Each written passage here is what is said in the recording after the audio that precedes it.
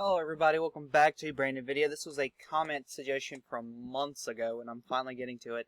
It's a 2032 election prediction between Tim Scott and Andy Beshear. At this point, I think Tim Scott would be a former senator from South Carolina. Andy Beshear would be the former governor from Kentucky. And their running mates would both be from the House of Representatives. Tim Scott would choose Congresswoman New York Nicole Malliotakis, and Andy Beshear would choose... Actually, I think Ayanna Pressley would be a senator by this point, so he'd choose Massachusetts Senator Ayanna Pressley. She could very well possibly be a senator, just depends on what happens, and such. So let's start filling out the map as we would. Washington, I do think, would be safe. Let's start filling out safe states, so safe blue states up in here. I do think New Mexico, Colorado would be safe. Also, I did make, changes. As you can see, Alaska has 4 electoral votes. Arizona has 15. Some states have different electoral votes now. Changing up, the Virginia would be safe, of course. I do think these states, I don't think New Jersey, Connecticut, or Rhode Island would be safe. Massachusetts, Vermont would be safe. And I do think Maine's 1st district would be safe, though it would be under 15, but above 10. Safe red states, I do think Idaho, Wyoming, the Dakotas would be safe. Oklahoma still be safe. Nebraska's 3rd, Nebraska's 1st. Nebraska at large, just barely though, would be under 15. Iowa would be safe. Missouri, Arkansas, Louisiana, the deep south would still be safe. Tennessee, Kentucky won't be safe. West Virginia will be safe. Indiana will be safe. Ohio will be safe. And I do think South Carolina will be safe, but an 11-point margin of victory. And Maine's 2nd district would be safe. As well as New York. New York would be safe D, my mistake. So here's your safe map. Tim Scott has 108 electoral votes to Andy Beshear's 157 electoral votes. Very funky map. Let's start filling out the map. Let's go west to east as per always. Oregon, I do think that would be lean D.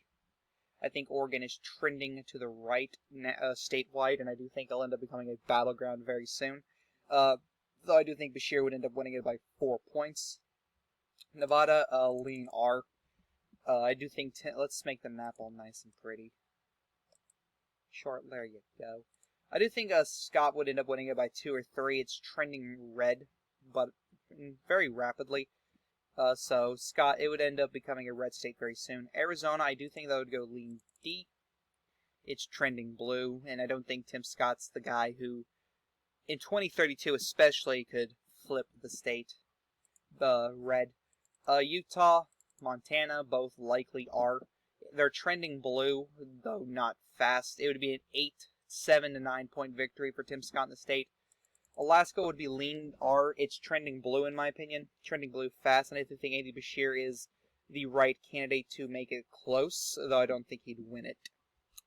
Nebraska 2nd, I do think Tim Scott would barely pick off the 2nd district, just barely, very moderate Tim Scott. The Tim Scott-like candidates usually do very well in Nebraska's 2nd district. Mitt Romney did very well. Not John McCain, he didn't do so well. Don Bacon did very well in Nebraska 2nd. Kansas would be likely D, in my opinion. It'd be a 5 to 6 point win. It's trending blue faster than Utah and Kansas is. Andy Beshear could make it lean because he's a good enough candidate to do well in Sheriff Davis district, as well as the 3rd district, the district right here currently. It's going to get redistricted soon, but the district that's right here, he'd do very well here. However, Texas, I do think Andy Beshear would flip the state. I think this will be the first time Texas flips blue, and he wins it by 1 or 2 points in Texas, which is a big pickup for him and the Democrats. Beshear, very southern, very moderate, conservative Democrat. I think he could do it. I think he'd be able to flip Texas, and Tim Scott wouldn't be able to pull out the suburban numbers like Beshear would, in my opinion. Missouri likely are, just in my opinion. I think it's going back to its bellwether status. Very slowly, however. It's going to be slow. It's going to take a long time before... It's not like... It's going to be past 2040s, in my opinion, before Missouri goes back to its bellwether status. But it's getting there, slowly. Minnesota, I'm going to say tilt R. I think Minnesota will flip at this point. It's going to be a next big shocker flip. Texas will flip, then Minnesota will flip in 2032, in my opinion. Though Minnesota will be very close. Very, very close. Illinois, likely D. More people are leaving Illinois. I think it's once every 8 seconds someone's moving out permanently from Illinois. I think it's 8 seconds. I could be wrong. And that's going to hurt Democrats very soon. 2032 soon. Where it'll be less than 10 for the Democrats. Wisconsin, likely R. It's trending red, and it's trending red fast. Michigan, I want to say tilt D. Out of the 3 Rust Belt states that people talk about a lot, Michigan's the one that is stubborn and will not want to trend red for some reason. Sometimes it'll decide to turn red, sometimes it'll decide to trend blue. You never know. But I do think Andy Beshear, with Ayanna Pressley on the ticket, will be able to pull out the Detroit numbers enough to win the state of Michigan. But Pennsylvania, I think that goes lean R. I think it'll trend enough to be a reliable lean R state, kind of like what North Carolina is right now. Going on to Kentucky, I think that goes lean R as well. Not because it's trending blue or anything, mostly because Andy Beshear is on the ticket. Though it might end up becoming likely R just because it would be years after Andy Beshear left the office of governor. Could be. I'm going to put it as lean R, though, just in case. Speaking of lean R, I do think North Carolina will go lean R, in my opinion. I think it's going to end up becoming a likely R state eventually. It'll be a 5 to 6 point for Tim Scott, and plus he'll do very well in the mostly black areas where Joe Biden failed to perform well in. He'll do very well down here in southern North Carolina. Georgia, I think that goes lean, if not likely, for Andy Beshear, and this gives him the election, by the way. Georgia is becoming Virginia very fast.